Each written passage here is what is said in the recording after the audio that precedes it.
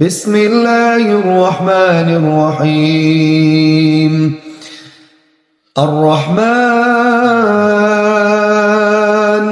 علم القرآن خلق الإنسان علمه البيان الشمس والقمر بحسبان والنجم والشجر يسجدان والسماء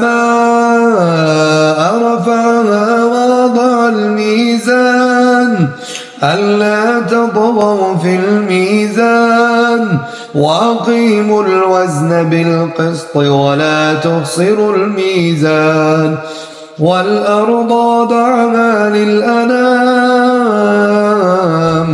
فيها فاكهة